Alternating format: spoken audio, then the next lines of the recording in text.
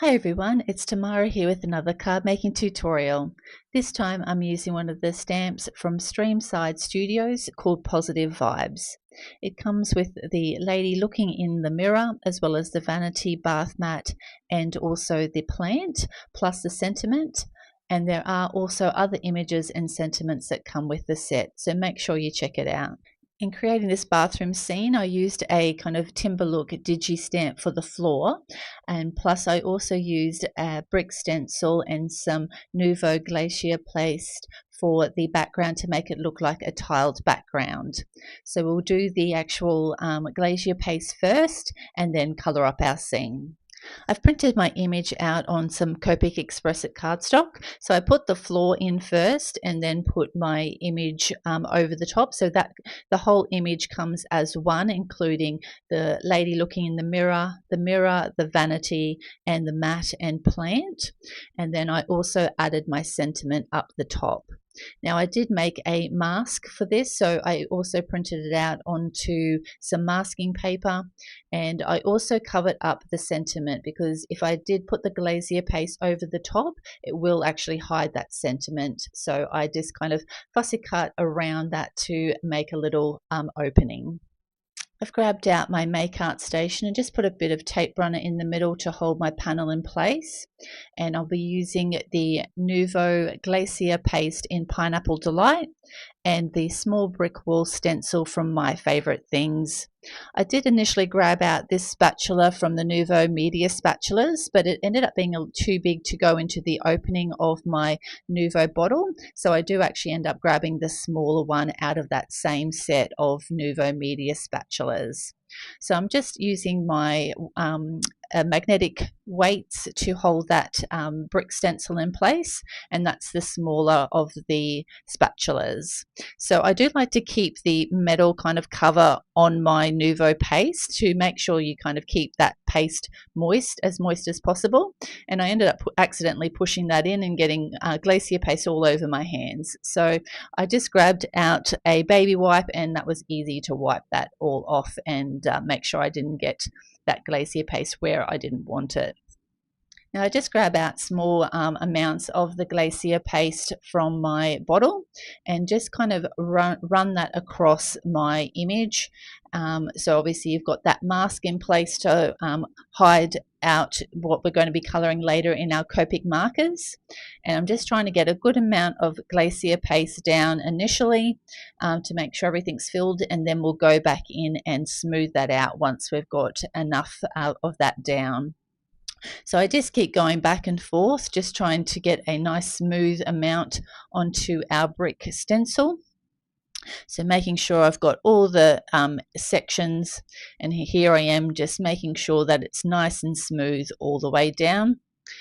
And I did feel that it needed a little bit of extra down the bottom, so I just went over and just run that spatula over again until we got a nice smooth blend. So now that will clean up our mess, and I am going to take the actual stencil off straight away, just so that we can make sure that doesn't dry and stick onto our image. And I'm just going to set this aside to dry. Now that that's dry, I'm going to be very careful in pulling our mask off because we want to make sure we don't tear any of that glacier paste. So just do it really slowly and gently, and I managed to get it off in one go and don't cause any damage to our brick or our tile wall. So I did break off a little bit there, but thankfully it still peeled that sentiment part off perfectly. Now I've just grabbed out a stitch rectangle die, which I'm going to cut out my panel now that that glacier paste is dry. I just wanted to make sure I had a nice smooth amount and that I could put this rectangle in the correct spot. So I've just grabbed out some washi tape just to tape that down, and then I'll run this panel through my die cutting machine to get a nice stitch rectangle. So now that I've run that through my die cutting machine, we'll just pull that off and just be very gentle when we pull off our washi tape. And now we've got our panel ready to go with the beautiful stitching around all the sides. So let's get to Copic colouring. Now I will have all the colours up on the left hand side as I colour, and I will have a full list of the colours used in the description box below this video. So I always go in with my lightest marker to set out where I'm going to have my shadows, and now I'm going in now with my darkest marker to get a nice shadow in where there would be shadows being thrown from her hairline and also from her top. So you can see just a little bit of skin underneath that top and above the pants. So I'm now using my E11 to blend out the E04, and then going in with my E01, filling in most of that space at the back because that will be quite dark. Now we'll get our lightest color, which we went in initially with our E00, and now we've got our skin all done. So now we'll start on the hair. Again, I like to go in with my lightest color, just using flicking motions to work out where all my shadows will be. So there will be some shadows at the base of her bun, and obviously I've got the light kind of shining above, like in a room, so above her, so everything will be kind of lighter at the top of her hair. So now also there will be some flicks in the one in the mirror as well. I'm going to flick the E44 out with my E42, just working down into that white space and just using nice flicking motions to kind of get that hair look. So we'll flick up there.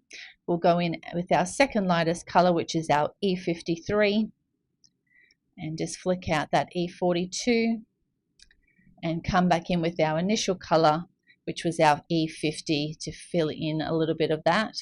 Now I do like to go in again with my hair to make sure we've got those, strands of hair showing, because they did get a little bit blended out when we just went through our colors there. So bringing the E44 back in to do our shadow area, and our E42 to blend that out. Now I will put a few strands in at the top here just to kind of give the top of her hair a bit of piecing hair look as well. So I'll add the E42 and the E53 to the top, as well as blending out the darkest color, and we'll finish off again with our E50, and that's our hair done. Now I wanted to create a little bit of a white band to the top of her pants, so I've just grabbed out my C markers, C3 is my darkest, C1, and then blend that out with the C00. And I'm going to make our little vanity the same. So I wanted like a white vanity basin and cupboard. So I'm just kind of going in where I believe that all the shadows would be thrown from the doors, also those little recesses of the doors, and I nearly forgot to put underneath our little handles would throw a little bit of shadow as well. So now we'll blend out the C3 with our C1 and just creating those shadows by working out the C3. And obviously there will be quite a big shadow underneath that cabinet doors. And then we'll blend out with our C00, so making sure that we keep plenty of white cardstock showing, but allowing these kind of shadows in to make it look like it is a real object and we haven't forgotten to color it up. So just make sure we're just working that out, and that will dry a lot like lighter as well. Now I'm going to make her little outfit purple because I think yellow and purple go perfectly together.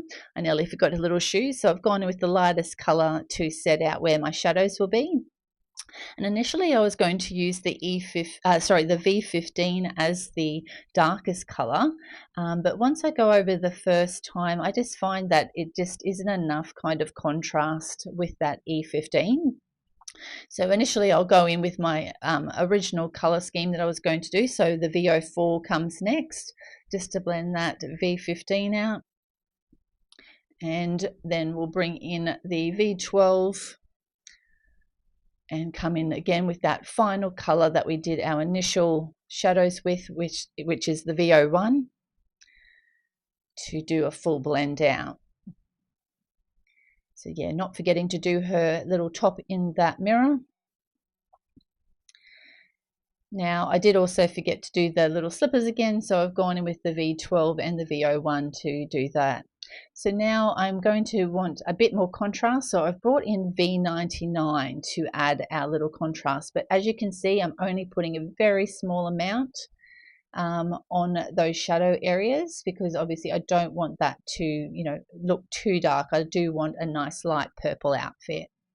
So I'm going to bring in the V15 to blend that out.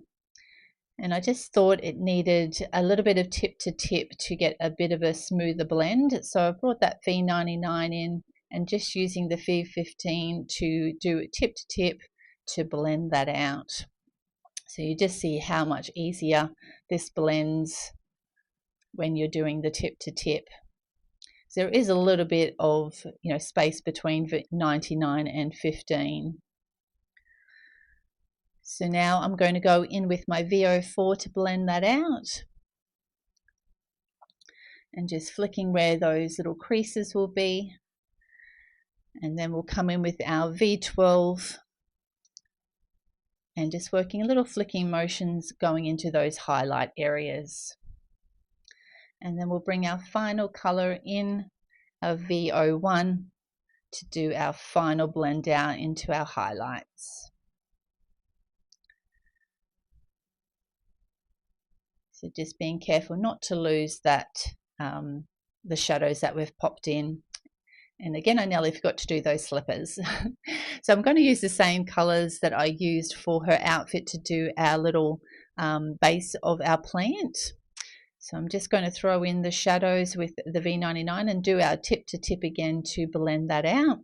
So I do want this to look like a round object. So I've only kind of gone to those darker colors, not quite to the edges of the pot plant.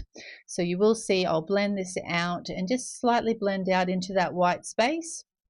And then with the V12, I'll actually fill in that those edges so that they look light, like that it is like a circular object, and then come in with our VO1 to do that a full blend out. Now before we do our mat, I thought we'll get our floor done. So I'm just going to be using some E markers to do this. So I'm just again going in with our lightest color to work out where our shadows will be thrown. So we'll get some shadows thrown from our wall, also from underneath our vanity basin, some thrown from our little plant, and also from our bath mat. And I do like to ground the scene, so I have put in some kind of darker colors to the front of our scene. So I'm just going in now with my darkest color, the E47. And with this one, it does have some nice little kind of timber grain lines that come with that Digi-stamp. So it was really easy just to follow them with my marker to get that kind of wood grain look to our floor. And I did also go over where all the floorboards join, because obviously they would throw shadows as well.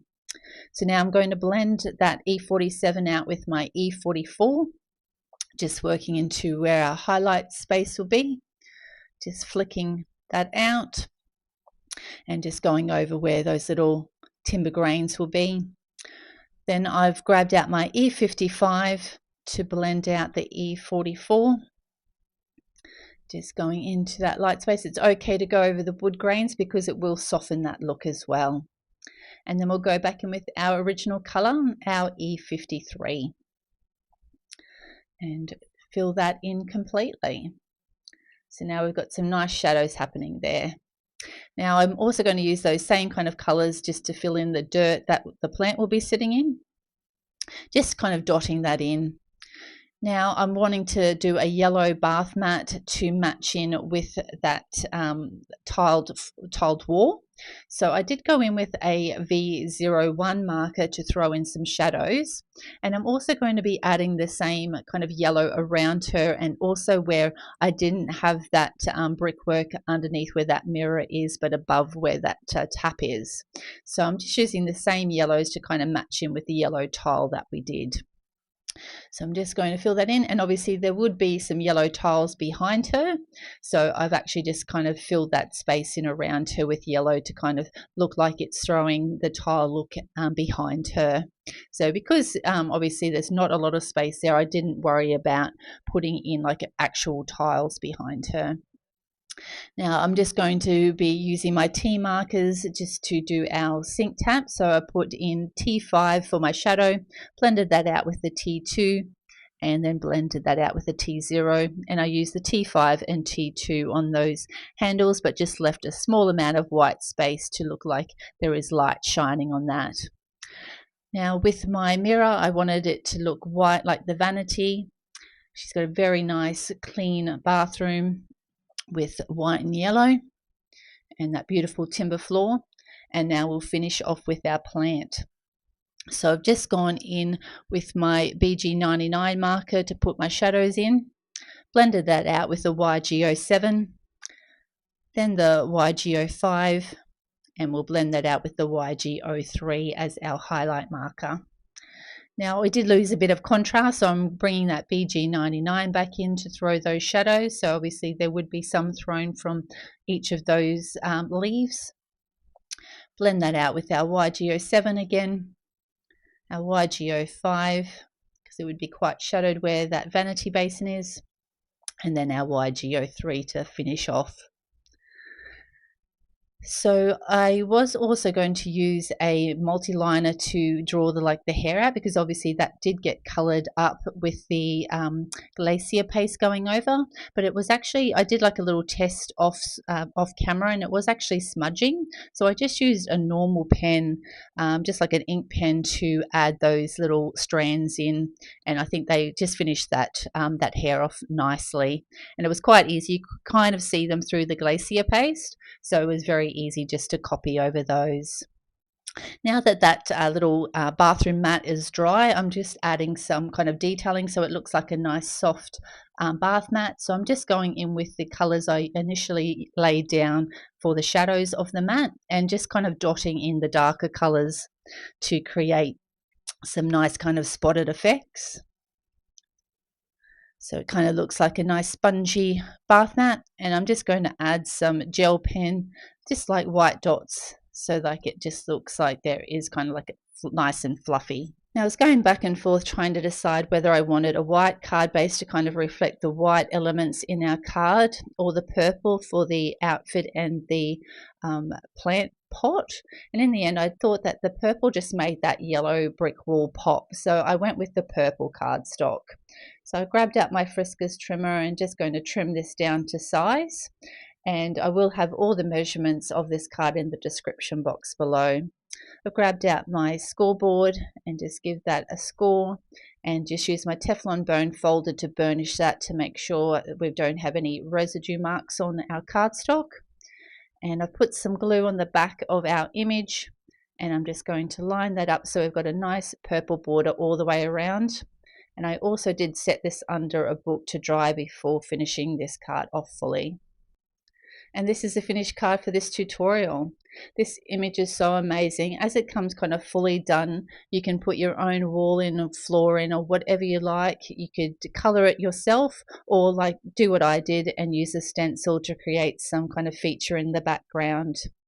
I hope you've enjoyed this card making tutorial. If you have, please hit the like button, and if you'd like to see any future videos, make sure you hit the subscribe button.